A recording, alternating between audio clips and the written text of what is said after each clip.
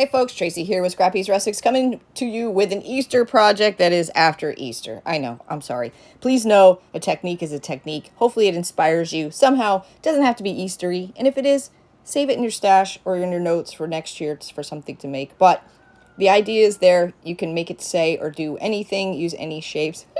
So I got all of this stuff last year. All of it. The boards, the peeps, the eggs. They're all MDF. Got them on Amazon. I do believe they are on my Amazon affiliate, which I will link in the description. So I painted them, excuse me, all with Truffle by Waverly chalk paint. I applied 2 coats of gloss Mod Podge to each one as well, because we're going to do the iron method, and that's my choice. I get the best results doing 2 coats with smaller stuff, 3 coats for larger stuff, and the iron technique is pretty much flawless. These letters also came from Amazon. I was going to do spring, but this literally took me like 5 weeks. It's my own fault. But I had already started the process, and I didn't want to go back. So this is Pentart 2-part cracking paste. Cracking paste. This is awesome stuff. So this is part 1. You don't want to overwork it, but you don't want to miss. You can put it on thick, thin, all the things going to give you different variations of cracks. So that's a good thing to go thicker or thinner. Just don't miss.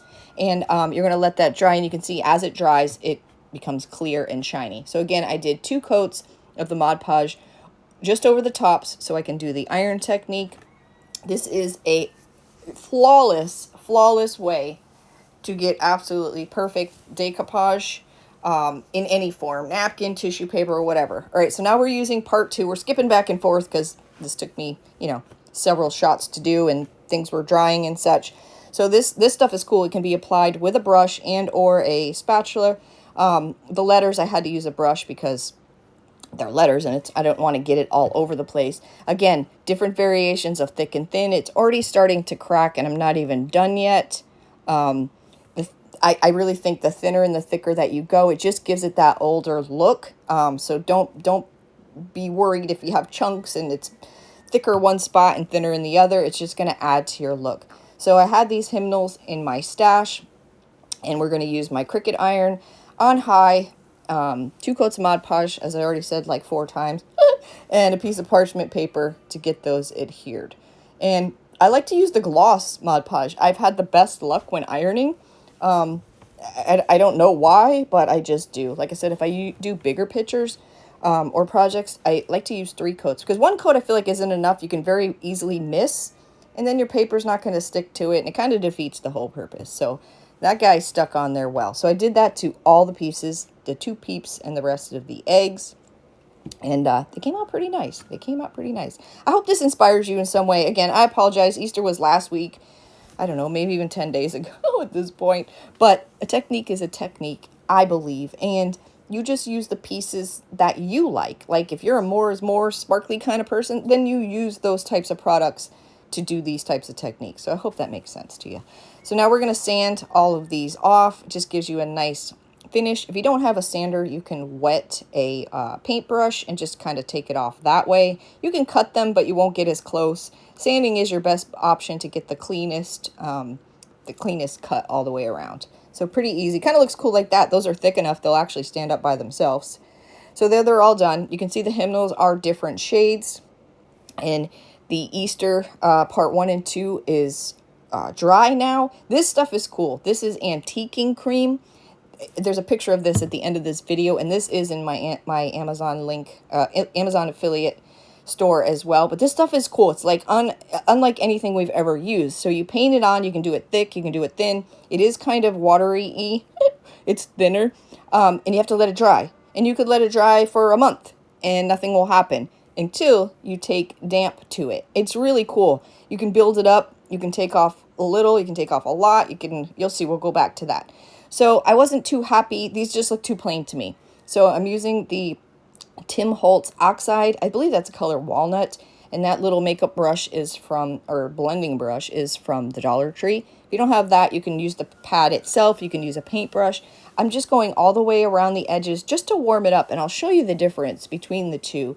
I just think it really, see the difference? I just think it really brings it together and defines it and warms the piece up. I usually go over my pieces like that. It just adds another element of, I don't know, like depth and in texture in a sense. So here we go. This is really cool. Like, now these have been sitting here for a couple of days dry, and it dries quick, like really quick. So I just have a baby wipe. You can use a damp paper towel, whatever you have, and all of the antiquing cream is going to set into all those cracks, so it looks really cool. You can dab it if you don't want to take a lot off, whatever look you're going for. If you wipe too much off, or you didn't put go over it again. You can do this as many times as you want to get the effect that you're looking for. So it's a really neat product, and it's very, very simple to use. It's water-based, obviously, and it's just cool. It just really ages it quickly, and it looks like the real deal. So we're going to adhere everything by using the Pentart Heavy Body Gel Gloss. This stuff is a workhorse. I'm showing you this because I'm showing you don't need a lot of this stuff. You don't want so much on there. When you put it down, it's going to squirt out the sides, and this stuff takes a little bit to set up, but once it's done, it's on there forever.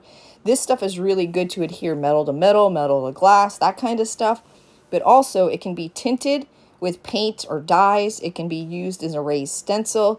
It can also be used in a shallow fondant mold, and once it dries and you remove that mold, it remains flexible for indefinitely. It gets a little drier as time goes on, the months go on, but it's still flexible. So one of the good things about this product is it doesn't set up immediately. So if you have things like need a little tweakage because you don't have it on there straight, you can do that. And this is the gloss. It comes in matte. It comes in, that's a 100 milliliters size jar. It comes in 230. There's black gloss. It's just a workhorse. You get a lot of bang and uses out of this one product. So I wanted to do the beginning and the end letters because these are all kind of, different shapes and funky. So I just wanted to try my best to get all the letters lined up the best I could with the pieces that we're working with. So I'm going to adhere everything to this board with the same heavy body gel as well. I didn't need to go up high or low because if you see the board itself, it's actually raised in the middle. So that was really a moot point. And I didn't realize that till after I set this down. And because of my spacing needed to be pretty much perfect, I ended up putting some painter's tape in the spots just as markers for myself. That way I could get it as straight as I possibly could. And once I got it where I wanted, I just pulled the tape off and moved on to the next one. And again, I'm showing you the backs of them because you don't need a lot. And the last thing you want it to do is come squirting out the sides, and then now you got to clean up the sides, right? So look how cool that looks. It's an easy piece. Like I said, I'm sorry it's late, but the technique is a technique. You use whatever it is that attracts you, whether it's sparkly, whatever it is. But I hope you enjoyed this. If you like my style, I'd love for you to subscribe, become a new friend. Thank you so much for watching.